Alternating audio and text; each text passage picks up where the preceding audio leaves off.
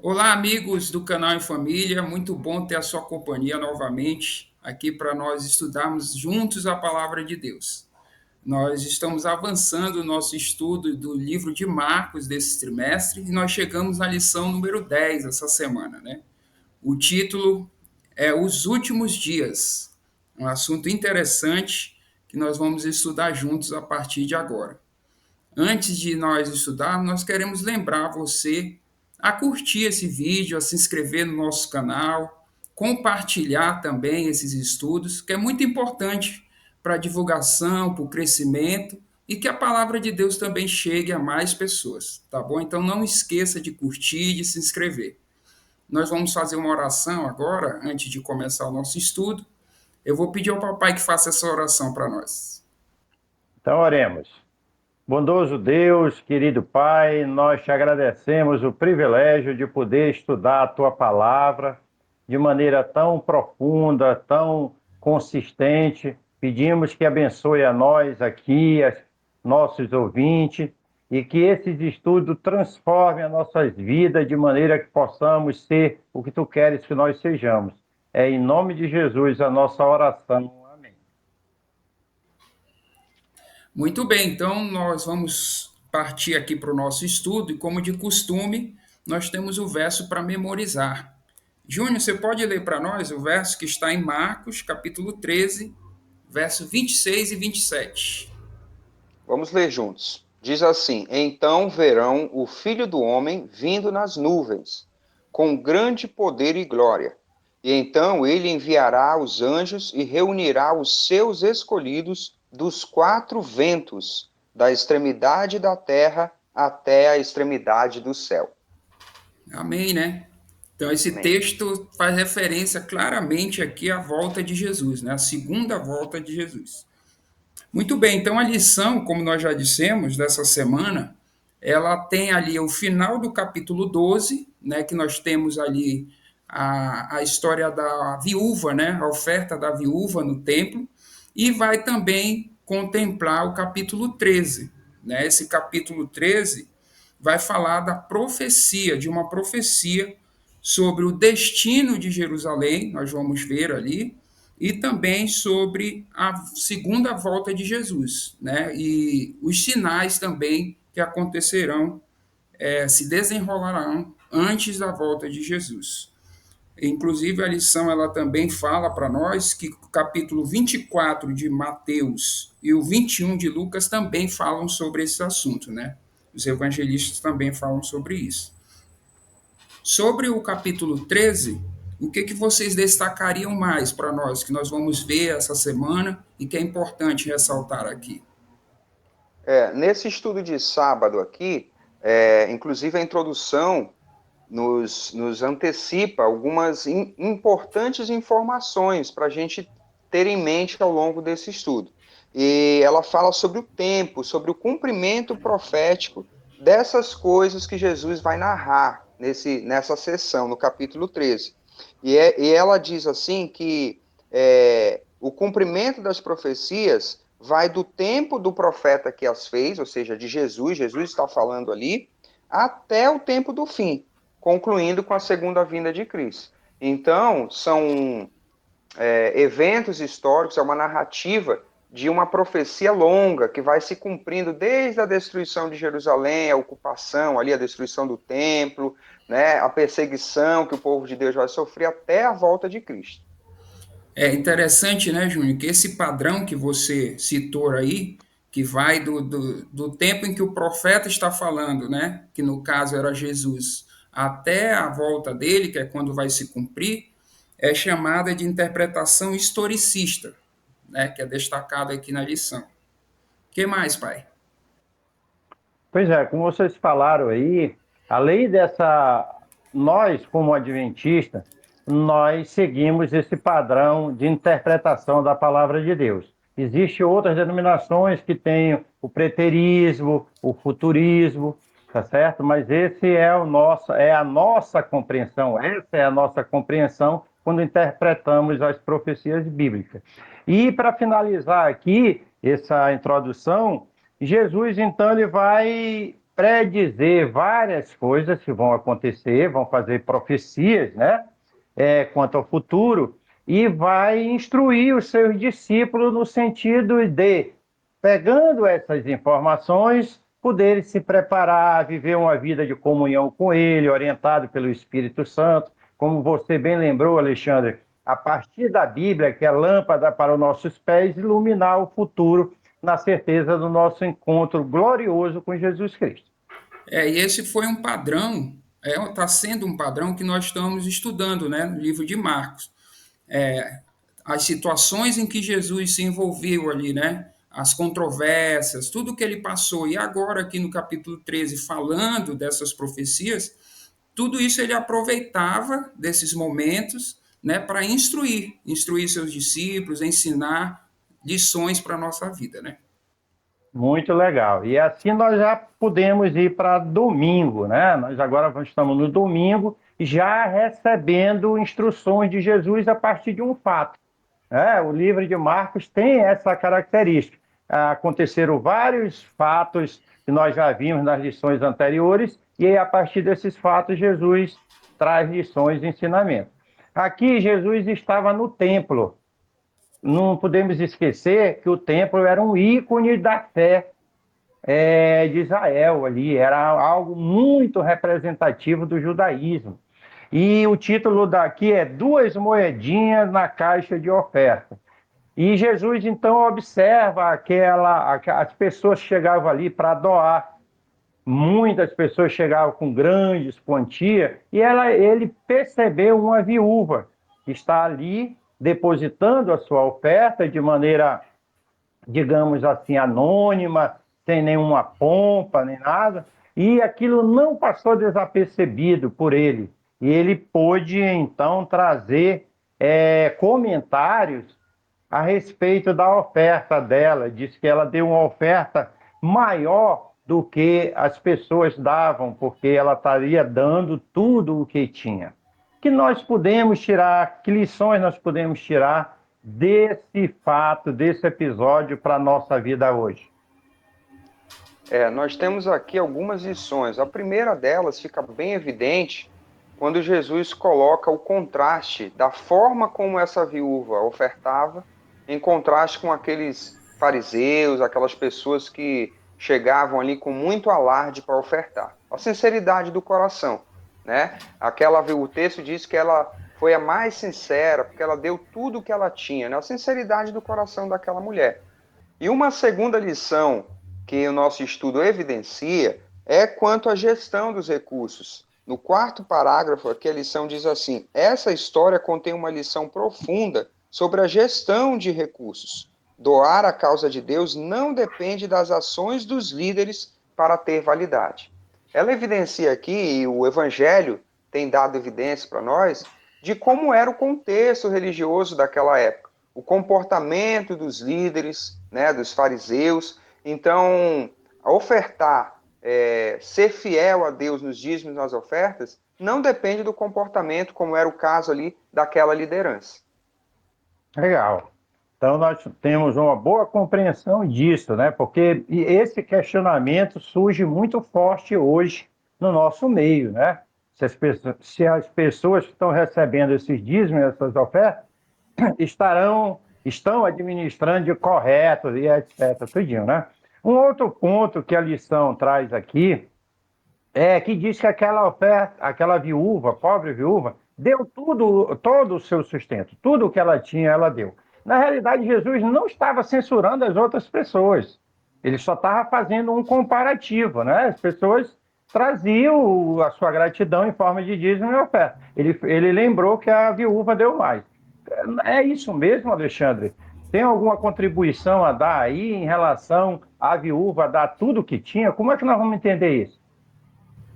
É importante entender, né, porque quando Jesus ele comparou ali o comportamento, né, tanto dos ricos que depositavam ali quanto da viúva, na verdade ali o que estava sendo exaltado era a prioridade, né, a prioridade daquelas pessoas. Inclusive, eu grifei uma frase aqui da lição que diz assim: Jesus observou que eles deram em sua abundância, ou seja, os ricos, as pessoas ricas, mas ela de sua pobreza.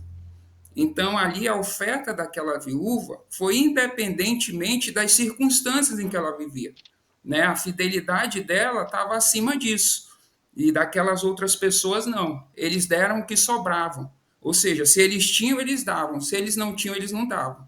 Né? Então, acho que essa é uma lição para nós. Né? A nossa obediência, a nossa fidelidade a Deus tem que estar acima das circunstâncias em que nós estamos vivendo. Legal. Então, ter essa compreensão, né? Jesus não está dizendo, meu querido irmão e irmã, que você deve pegar o seu salário aí e entregar todo na igreja. Não faça isso, que não é isso que ele está dizendo. Tem regras para fazer isso. Tem o dízimo, que é 10%, tem o pacto que você estabelece, e aí você leva à igreja do Senhor, né? Mas como o Alexandre falou, a viúva, então, ela mesmo da sua pobreza, mesmo ela tinha carência de tudo, e ela fez dessa fidelidade uma prioridade. Uma mensagem muito importante para todos nós. Essa é uma lição muito bonita que nós recebemos aqui no início do nosso estudo, né, no estudo de domingo, e mais para frente, no decorrer da nossa lição, nós vamos ver como isso está relacionado ao próximo tema que é abordado nessa lição 10. A partir do estudo de segunda-feira, nós vamos abordar aqui as profecias que Jesus realizou nessa sessão, no capítulo 13. O estudo de segunda tem o título Não Ficará Pedra sobre Pedra. E a pergunta 2 traz aí para a gente a referência, para você acompanhar na Bíblia lá e acompanhando sessão por sessão dessa profecia, desse sermão profético. É Marcos 13, do 1 ao versículo 13. E o começo do nosso estudo aqui fala sobre essa história ali. Jesus, o papai já ressaltou no comentário dele, estava com seus discípulos ali diante do templo. Os discípulos elogiam, né, a suntuosidade, a magnificência do templo, e como ele era grande, bonito. Então, a lição exalta isso também, fala aqui como eram, né, as colunas e como o templo era bonito. E aí, tem um texto aqui no nosso estudo, Desejado de Todas as Nações, que aborda muito esse sentimento, né, ao olhar para o templo. Vai dizer que quando a atenção de Jesus foi levada para a magnificência do templo, ele começou a pensar sobre isso. E ele vai dizer: em verdade, eu digo para vocês que não ficará aqui pedra sobre pedra. E essa frase, essa sentença chocou ali os discípulos, e depois eles quiseram saber mais sobre isso. Né? Eles vão questionar Jesus. Como assim, né? Conta para gente que sinais haverá disso, quando isso vai acontecer. É porque na pergunta, né, Júnior, não está só relacionada à questão do templo.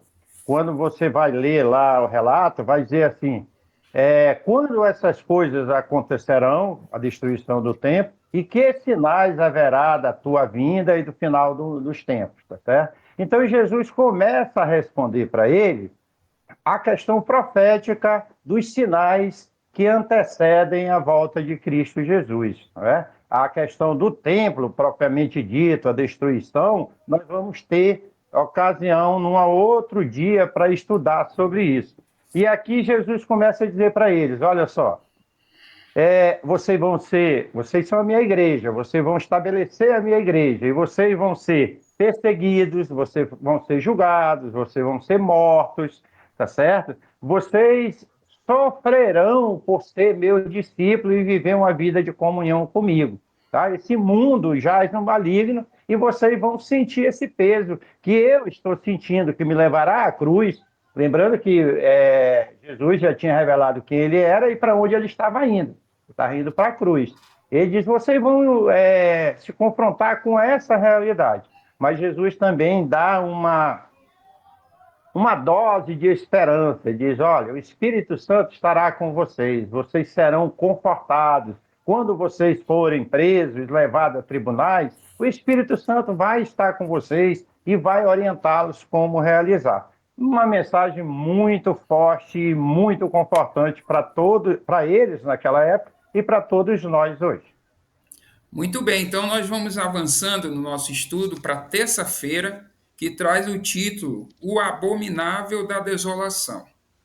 Então, nós seguimos aqui no capítulo 13 de Marcos, agora a partir do verso 14, né? Inclusive, é o tema aqui da pergunta número 3. E aqui no dia de terça-feira vão aparecer algumas expressões em que a lição vai se dedicar a nos explicar, né, o que significa essas expressões.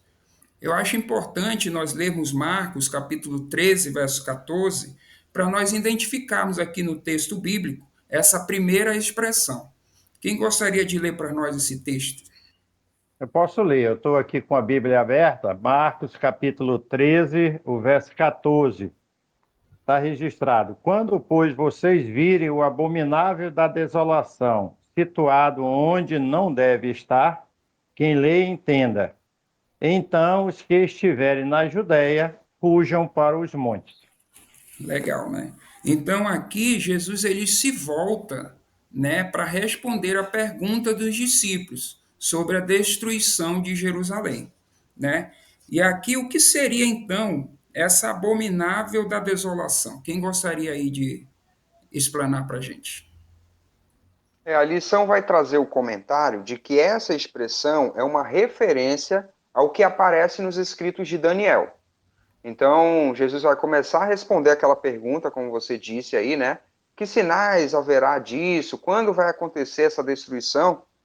E Daniel profetizou a respeito disso, né? A lição traz aqui algumas passagens bíblicas no livro de Daniel que usam essas expressões, que aparecem expressões parecidas com essa. Em Daniel 9, 26, nós vamos ter aí outras expressões que vão ser estudadas também. Então, é possível, a lição vai nos levar a essa compreensão, que essa expressão abominável da desolação é uma referência à ocupação romana. Né? Existem várias hipóteses ali, mas a ocupação romana, com os estandartes de guerras ali cercando Israel, essa ocupação. Então, isso seria chamado de abominável da desolação. Inclusive, né, Júnior, isso que você falou seria um sinal para o povo sair da cidade, né? Quando isso Exatamente. acontecesse, eles deveriam fugir para os montes, né? Se você for ler ali o relato inteiro, em Marcos 13, a partir do verso 14, você vai observar isso. Mas a lição traz aqui também a pergunta 4, né? Quem é o ungido e quem é o príncipe que há de vir? São dois questionamentos, nós já vimos a questão do abominável, já ficou bem esclarecido, e agora aqui a partir de Daniel 9, verso 26, eu acho um texto importante para nós lermos também, para esclarecer esses dois pontos. Quem gostaria de ler para nós aí? Eu posso ler para a gente, estou com a Bíblia aberta aqui, a gente acompanha. Vamos ler juntos. E, Júnior, e faça essa leitura por etapa, né? Para a gente ir vendo quem é o Sim. ungido, quem é o príncipe, etc.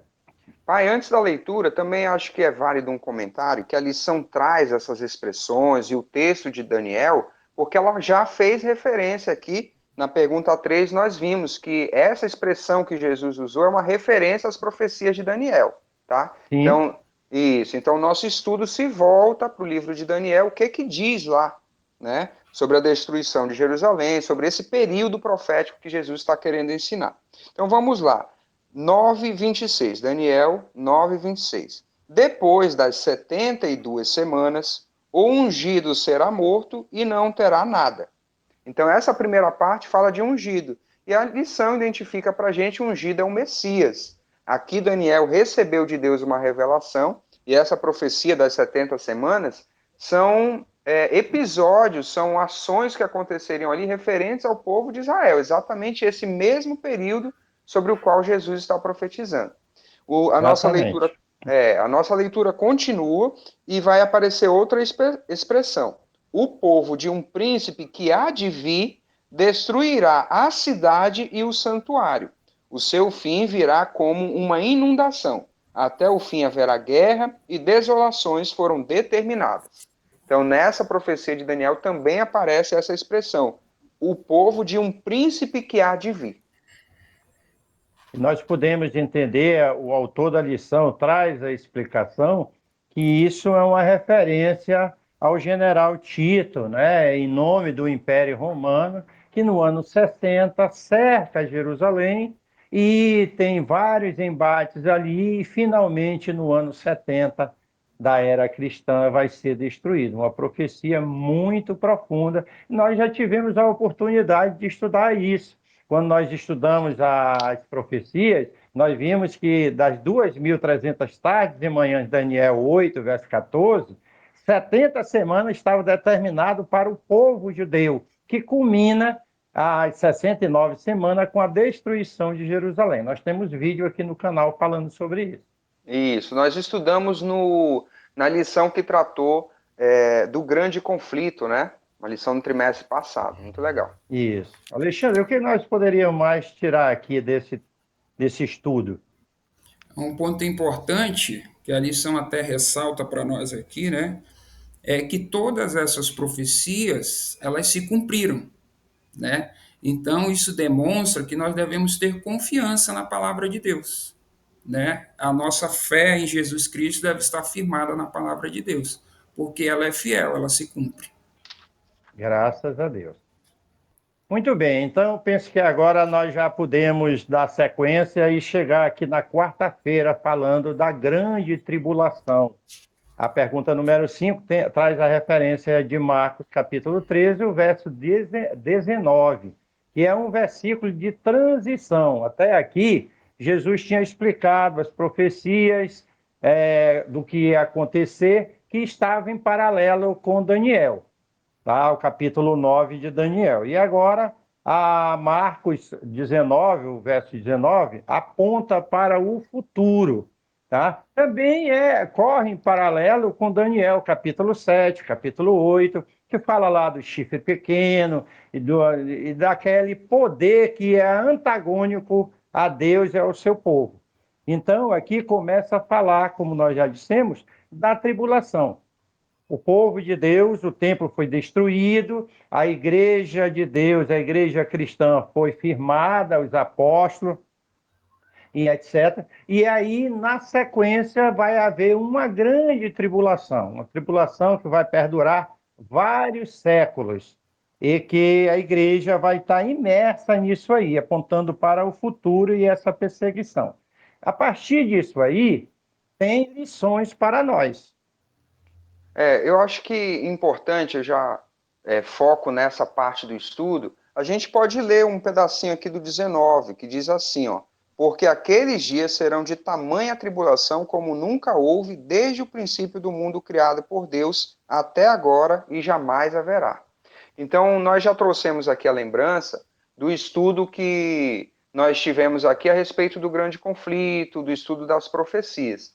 E nós relembramos aqui que esse período profético, que está relacionado com Daniel 7 e 8, como o papai trouxe, é de uma data, de um período de 538 depois de Cristo até 1798, quando o Império Romano adotou ali o cristianismo como religião, começou uma grande perseguição aos que se mantinham fiéis à palavra de Deus, a igreja foi inundada por tradições, né? Esse período que nós já estudamos, tem vídeo aqui no canal também sobre este assunto. A lição vai pontuar aqui dizendo que, mesmo em meio a essa perseguição, a esse período tão sombrio, Deus preserva o seu povo, Deus cuida. Então, essa é a primeira lição que nós tiramos aqui do estudo desse dia. Deus, além de revelar essas profecias para que o povo dele pudesse se preparar, ele também cuida, ele também sustenta, mesmo nos períodos de dificuldade. Inclusive, a profecia fala, né? Se aqueles dias não fossem abreviados, nenhuma carne se salvaria. Que situação, né, Alexandre? Inclusive esse texto que o senhor fez referência é o capítulo 13, verso 20, né? Diz que Deus abreviaria aqueles dias, né? E a lição vai nos explicar que esse período aí de perseguição, ele diminuiu com a reforma protestante, né? Mas é dito também em Apocalipse 13 que esse poder do chifre pequeno que exerceu essa perseguição voltaria no fim dos tempos, né? E a lição ela termina com a advertência de Jesus, né? Jesus alertando o seu povo, os seus discípulos e nós hoje sobre o surgimento dos falsos profetas, né, falsos cristos. Então ali Jesus estava advertindo os seus seguidores sobre o que ia acontecer ali, aqueles eventos antes da sua volta. Muito bom.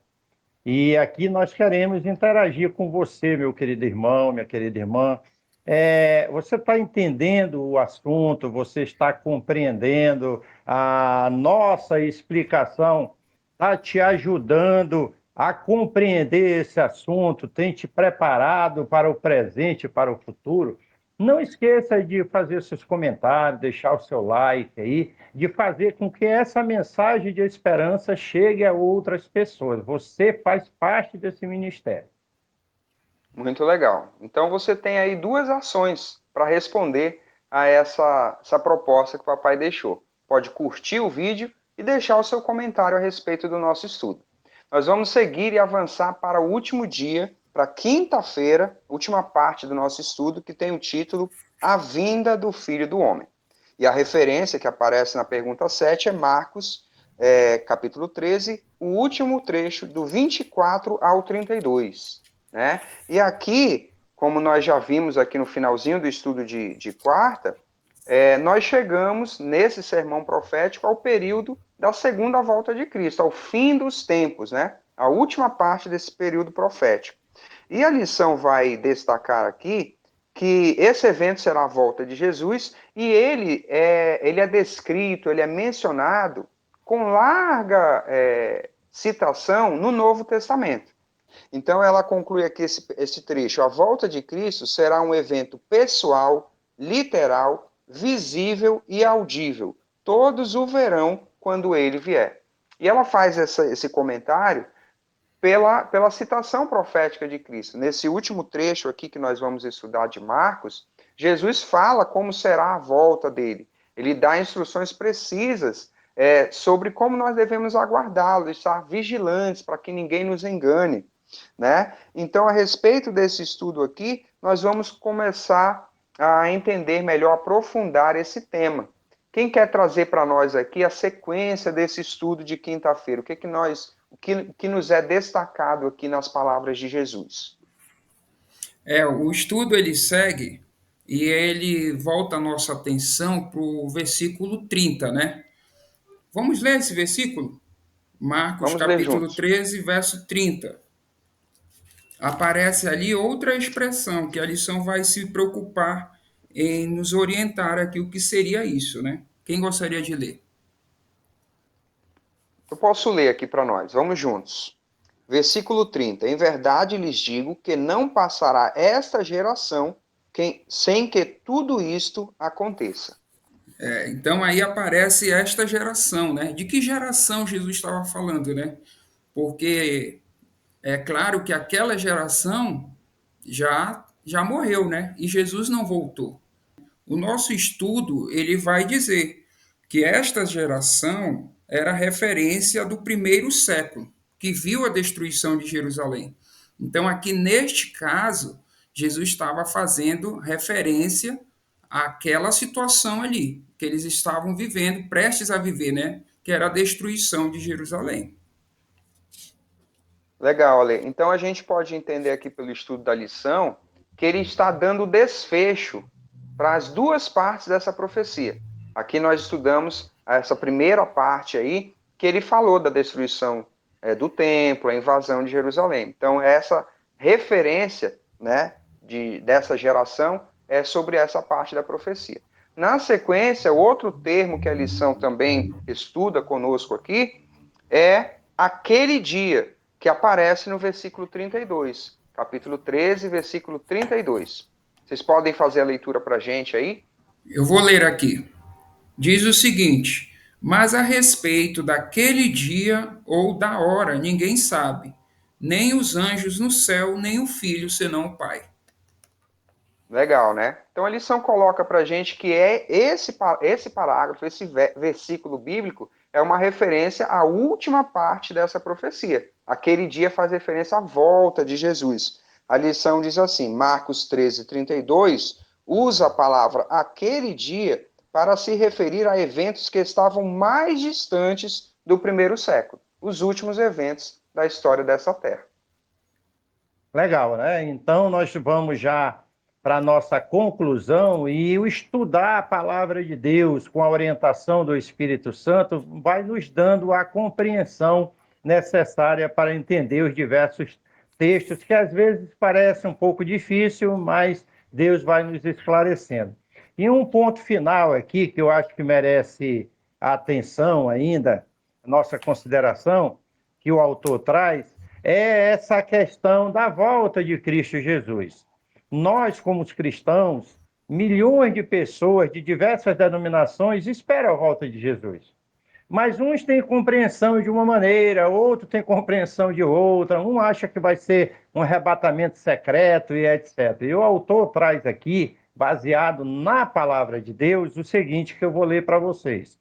O ensino consistente do Novo Testamento é que a volta de Cristo será um evento pessoal, literal, visível e audível.